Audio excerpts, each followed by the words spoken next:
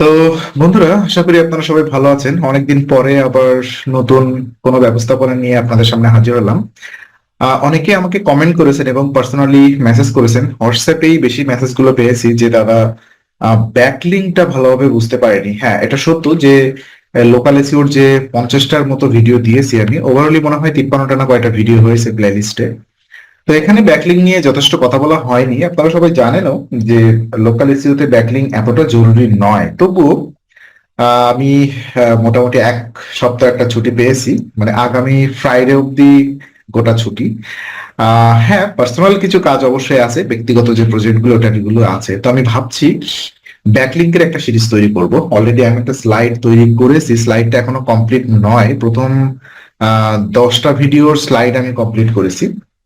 তো আমি লাগাতার দিতে থাকবো, প্রত্যেকদিন অন্তত 4টা 5টা করে ভিডিও রেকর্ড করতে থাকবো। আর সবাই তো এখন ঈদ, সো একটু মজ মাস্তিতে থাকবেন সবাই। তো তার ভিতরেও আমি চাই যে আপনারা ব্যাকলিং ব্যাপারটা একটু শেখার চেষ্টা করেন। কারণ ব্যাকলিং লোকাল এসইও তো লাগবে না, এটা সত্য, কিন্তু যারা ফাইবার এবং আপওয়ার্ক গুলোতে কাজ করছেন তাদের কিছু ক্ষেত্রে ব্যাকলিং লাগবে। আউট অফ যারা লোকাল এসইওর বাইরেও কাজ করছেন, এবং কিছু ক্লায়েন্ট থাকবে যাদের ব্লগিং অথবা অ্যাফিলিয়েট মার্কেটিং প্রোগ্রাম থাকবে, অথবা আদার্স বিভিন্ন নিশ সাইট নিয়ে যারা কাজ করে, মূলত তাদের ব্যাকলিংটা বেশি প্রয়োজন হয়। ব্যাপারটা এমন নয় যে লোকাল এসইও তে ব্যাকলিং প্রয়োজন নয়। হ্যাঁ, লোকাল এসইও তেও যতটা প্রয়োজন আমি সেগুলো নিয়ে কথা বলবো। আর লোকাল এসইও তে আমি খুব কমই দেখিয়েছিলাম এই কোর্সে। এখন আমি ওভারঅল একটা ব্যাকলিং এর স্ট্র্যাটেজি আপনাদেরকে জানাবো যে কত প্রকার ব্যাকলিং হতে পারে। 15 থেকে 20টার মতো ভিডিও হবে, শর্ট শর্ট ভিডিও দেওয়ার চেষ্টা করব। হ্যাঁ, আমি সেশন গুলোতে মোটামুটি ব্যাকলিংকের ফিলোসফি নিয়ে কথা বলি, যে জাস্ট এটা এইভাবে কাজ করতে হয়, এটা এইভাবে কাজ করতে হয়। আমি এখানে প্রত্যেকটা ব্যাকলিংকের টাইপ আমি আমার নিজের এক্সপেরিয়েন্স, আমার নিজের যে রেকর্ড ফাইল গুলো আছে, আমি আমার ক্লায়েন্টের জন্য যে ব্যাকলিং গুলো করেছি, এই ব্যাকলিংকের বাদেও আমি অনলাইনে ঘাটাঘাটি করেছি গত 2 দিন ধরে। আমার মোটামুটি লাস্ট অফিস ডে ছিল 25 তারিখ, তো 26 27 2 দিন আমি ঘাটাঘাটি করেছি। আজ তো 28 তারিখ রাত। যত প্রকার ব্যাকলিং পসিবল আমি সব রিসোর্স ম্যানেজ করেছি, এই রিসোর্স গুলো আমি আপনাদেরকে দিব। তো আশা করি ব্যাকলিং জার্নিটা বেটার হবে। যাদের বিশেষ করে আমি তাদেরকেই বলতে চাই, যাদের অনেকেই বলে যে দাদা ইংলিশটা ভালো বুঝি না, আমি কি এসইও তে গ্রোথ করতে পারবো?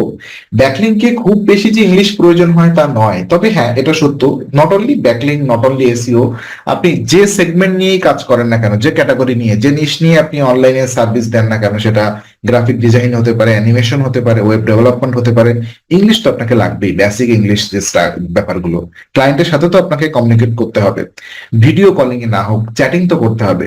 সো ওই দৃষ্টিকোণ থেকে বেসিক ইংলিশ স্কিল থাকলে আপনি ব্যাকলিংটা করতে পারবেন। আই মিন অফ পেজ এসইওর যে ভাইটাল সেগমেন্ট।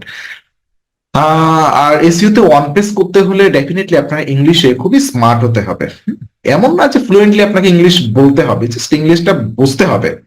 হ্যাঁ, কন্টেন্ট রাইটার অ্যাটলিস্ট কি আপনাকে লিখে দিচ্ছে, অথবা ক্লায়েন্ট আপনাকে কি বলার চেষ্টা করছে, এই ব্যাপারগুলো আপনাকে বুঝতে হবে।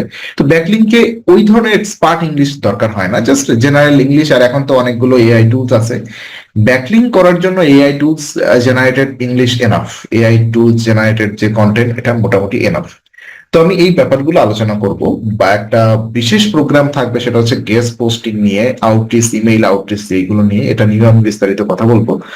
সো আশা করি আমাকে সাপোর্ট করবেন, আপনারা আমাদের সাথে থাকবেন। এবং আমি এই ভিডিওর কমেন্ট বক্সে আমি কিছু কমেন্ট চাই, যেটা কিনা আপনাদের কাছ থেকে, যে কি চান আমার কাছে আপনাদের, আর ফ্রিতে কি রিসোর্স দেওয়া পসিবল আমাকে একটু জানাবেন। অলরেডি যারা এই যে লোকাল এসইওর ব্যাপারগুলো নিয়ে দেখেছেন, লোকাল এসইওর ভিডিওটা আমি আরো কিছু এক্সপ্যান্ড করবো, ওখানে কিছু সফটওয়্যারের ব্যবহার দেখাবো, যেমন কল ট্র্যাকিং সফটওয়্যার গুলো, এগুলো দেখানো হয়নি, এগুলো আমি ডে বাই ডে দিব। তো আমি চাচ্ছি যে ছুটির ভিতরে ব্যাকলিংকটা কভার করতে, কারণ ব্যাকলিংকের খুব কম পরিমাণ রিসোর্স দেওয়া হয়েছে।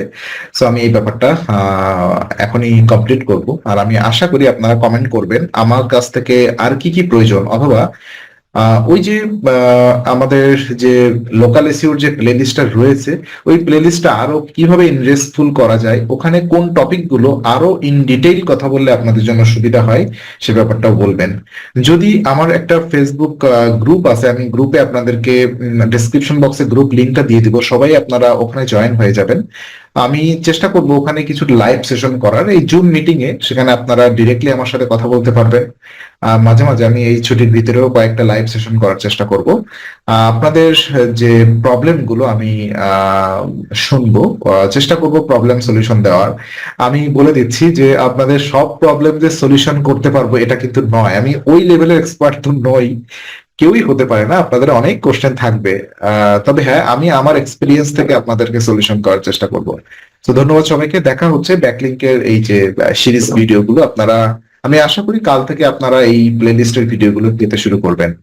এবং আগামী ফ্রাইডের ভিতরে আমার খুব স্ট্রং টার্গেট, যদি কোনো পার্সোনাল ইস্যু না চলে আসে, শারীরিক অসুস্থতা অথবা ফ্যামিলি মেম্বারদের কোনো জটিলতা, সো আমি প্লে লিস্টটা শেষ করবো 15 থেকে 20টার ভিতরে ভিডিও, এবং ওভারঅল রিসোর্স গুলো আমি আপনাদের সাথে শেয়ার করবো। তো ধন্যবাদ সবাই, ভালো থাকবেন, দেখা হচ্ছে নেক্সট ভিডিওতে।